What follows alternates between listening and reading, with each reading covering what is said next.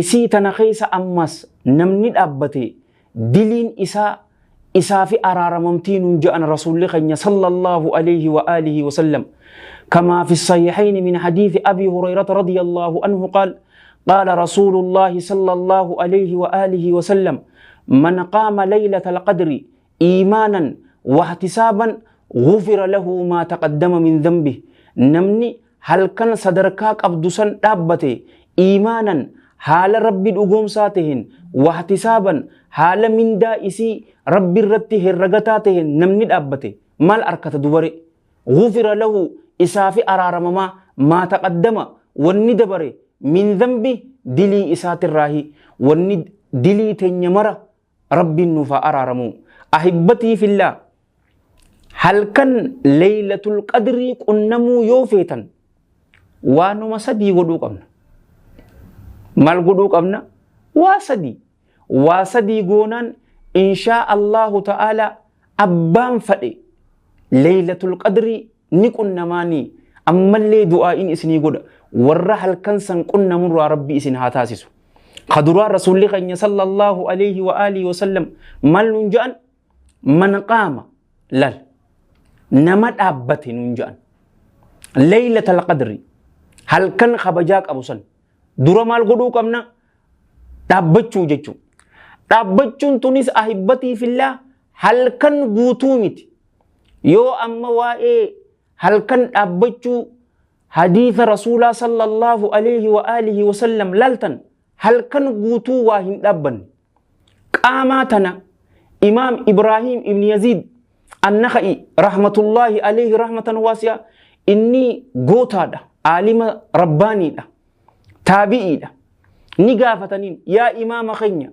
دابنتني هنغمي جناني إني مالجئين طيب الله ثراه hangara ettin takka gurra amtu namni dhaabbate jiraaji jollee garii ammantana ta yeroo arafaa yeroo dhihaate ra'ee gorraatu yoo gaafataniin an daqiiqaa 15 keessattiin ra'eetti tana fixaaja garii ammoo daqiiqaa 30 namni akkas godhe dhaabbate jechuudha ammas ahibbatii fillah asbiratti waan bareedduu takka rahmata rabbiitiin nuuf haafidu ربين إخلاصا في اتباعا في صدقي في استقامة ربين واقنوتي نمني توكو هل كان توكو خيستي مرة هدو ترى هدو تكا أبتشو دندها بيخي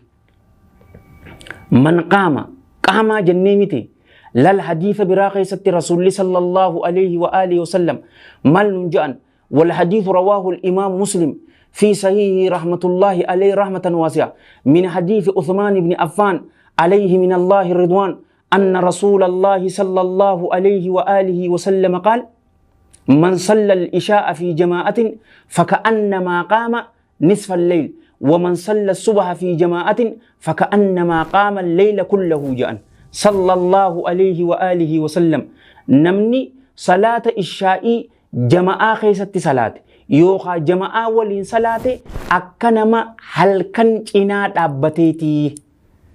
يا سلام نمني صلاة سبيتيس جماعة ولين صلاة أكنما هل كان قوتود أبتيتي ريفون تنمال ولين جنة من قام ليلة القدر ولين جنة نمني صلاة تراوي نمني صلاة إمام ولين أكنما هل كان قوتود أبتي رواية جتو تجرى أحبتي في الله للسنس أبت إشائي جماعة صلاة أكنما هل كان إناد أبتيت يو أمس أفتي صلاة سبيد جماعة صلاة أكنما هل كان قوتود أبتيت ترى ميك أبتي أكن أمس أحبتي في الله أصبرتي اللامة محمد حسن والدددو الشنقيطين متأه الله بالصحة والعافية ملجئ مسجد غري أحبتي في الله ركعة أفران درا إمامة قوتو صلاة أكاسي موكم ركعة أفران بوداتيس إمامة قوتو صلاة وتري سدينيس إمامة قوتو صلاة إمامة سديتو صلاة جيجو مسجد غري أمو إمامني درا ركعة أفر صلاة خان أمو ركعة هم هفتي تربان إمامة قوتو صلاة أني تدراسا إسني هافرد دومي وانين إسن جالن دوجج إمامة قولين ركعات أفران درا يرو سلاني akka nama halkan guutuu dhaabbateetii je. Imaama lammadaa waliin yeroo dhaabbannus akka nama halkan guutuu dhaabbateetii je. Witirii san yeroo dhaabbannus akka nama halkan guutuu dhaabbateetii je. Ibaadaa rabbii keessatti jaalawwan kiyya islaamaa aaqila haa taanu. Kun zakiyyan fi ibaadatik gabbartii rabbi gabbartu keessatti aaqila tahii collee namaa taha ayibbatii fillah. Kana cufaatu halkan tokko keessatti taraa 4 taraa 5 dhaabbachuu dandeenya. Haya salaatu taraawii hamma imaamtichi assalaamu alaikum wa rahmatullah assalaamu alaikum wa rahmatullah jedhu salaatti eeganaa mee xiqqoo yoo shikhif jechuu feete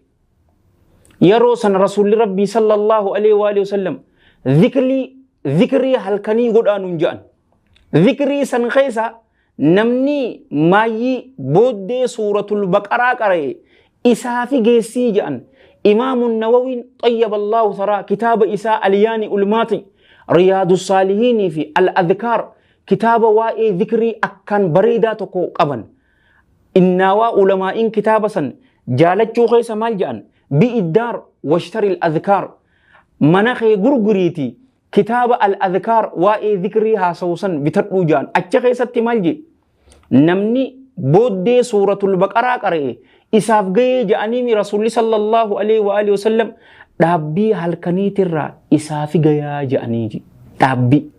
mee na waliin lakkaa'u jirtanii ahibbatii fillah. Haya ammas taguunu takkaatuutu jira bar ahibbatii fillah. Salaata taraawii raka'aa 8 salaanneetiti booddee kurnan boodaa jechuun eeganaa bar mana keenya deemnee sa'aa 7 cinatti deebinaa bar. Amma sanis dhaabbannee jirra yoo fagaatte taraa 6 akkana dhaabbannee jirra. Aboo rabbiin ni dandahaati kana cufaatu faaruu ilma namaatiif oduun tahin fuula isaatiif jecha warra dhaabbate rabbi nu haa taasisu. Abaluutu salaateef oduun tahin isumaa jennee warra salaatu rabbi nu haa taasisu. Halkan leeylatul qadrii qunnamuudhaaf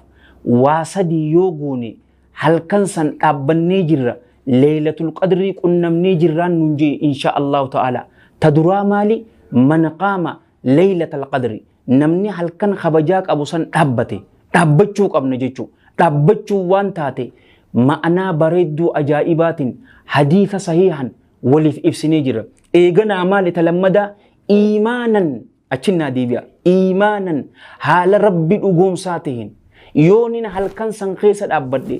rabbiin khiyya jalla jalaalu rabbi waan ittina ajajeefi waan rasuulli sallallahu alaihi wa alihi wasallam ittina ajajeefi tanaafin dhaabbadhe rabbii khiyya dhugoomseetiin jira. Tasadaffaadha wahtisaaban abaluu dhaabbateefi miti rabbii khiyya irrattiin mindaa isii herregadha garsiifannaa fi miti maqaa barbaadeetii miti. Mindaa tana rabbiirraa hin barbaada dhaabbadhee namni jedhe jaalawwan khiyya islaamaa maal arkata غفر له ما تقدم من ذنبه دلين إساء تدبرت مرة رب إساء في إساء